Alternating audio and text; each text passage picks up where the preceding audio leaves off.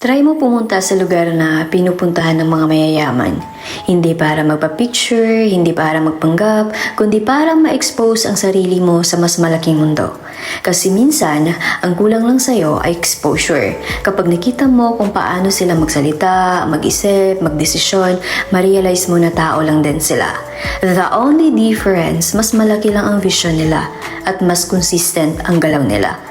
Environment shapes, identity, kung saan ka madalas doon ka nahuhulma. Hindi sapat na pumunta ka lang doon, kailangan mo ding i-match ang energy mo.